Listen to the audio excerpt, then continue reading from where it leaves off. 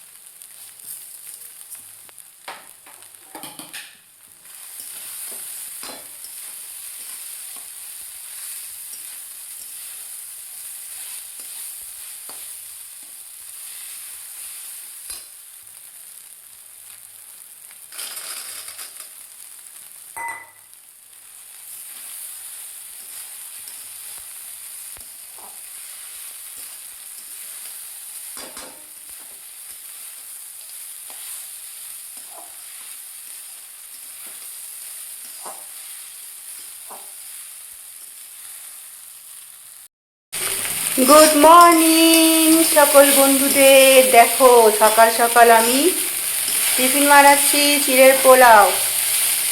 এখন বাজে কটা জানো? 6:30। তো এই সকালবেলা এটা বানাচ্ছি ছেলের জন্য আর আমার জন্য। কে কে খাবে চলে আসো। এদিকে হয়েছে 2টো ডিম সিদ্ধ। কেমন হয়েছে বলো তো বন্ধুরা? আহা, সেই স্বাদ।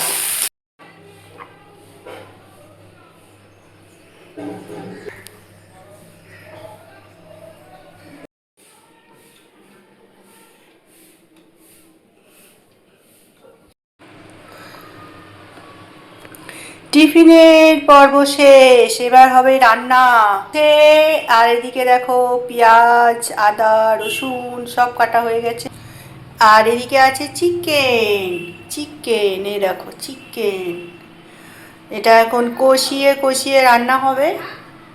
তো চলো রান্না করা শুরু করি এখন। দেখো এখন সর্ষের তেল দিয়ে রান্না করছি। তোমরা কি তেল দিয়ে রান্না করো বলো? আমার কড়াইটা এতটাই বড়, দেখে মনে হচ্ছে যেন কতটুকু তেল দিয়েছি, কিন্তু আমি অনেকটাই তেল দিয়েছি, আর একটু দিলাম। তো যাই হোক, এ দেখো কালকে একটা ভিডিও দিয়েছিলাম রবিবারে, আজ তো সোমবার। তো রবিবারে ভিডিওটাতে বলেছিলাম যে আমি 3 দিন ভাত খাইনি, 3 দিন পরে ভাত খেলাম। তো আমার হাজব্যান্ড ভিডিওটা দেখেছে, দেখার পরে আমায় কল করে বলছে, তুমি 3 দিন ভাত খাওনি, কেন ভাত খাওনি? আমাকে মিথ্যা কথা বলেছো, 3 দিন ভাত খাওনি। এবার আমি কি বলবো? এটা যে সত্যি আমি 3 দিন ভাত খাইনি এই কথাটা যদি বর জেনে যায়, তাহলে একদম কুরুক্ষেত্র লেগে যাবে।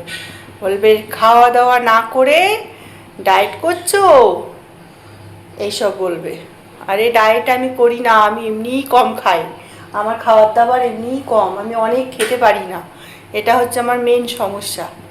তো যাই হোক, অনেক গল্প হলো। তো এটাই হচ্ছে কথা, যে একদিকে ভিডিও করছি আর একদিকে বরের কাছে লুকিয়েছি যে আমি ভাত খাইনি, এটা আমি ঠিক করলাম না, তাই না? তো যাই হোক, বকাবকি করলো, কি বলবো আর। এখন দেখো তেলটা গরম হয়ে গেছে, আর এখন আমি দেব আলু। বাবা রে, যা তেল ছিটকালো আমার গায়ে, আছে পুড়েই গেলাম। आलू का चालू बेटा कहाँ गई थी, टोकरी में सो रही थी। नहीं नहीं, कढ़ाई में सो रही थी, भाजा हो रही थी। বাবা, দেখেছো এমন তেল ছিটকালো আমাকে যে কি বলবো। দেখো, ইয়ে, তো এবার আলু ফ্রাই হচ্ছে। আলু ফ্রাই হওয়ার পর আমি ততক্ষণে মশলাটা বানিয়ে নিই।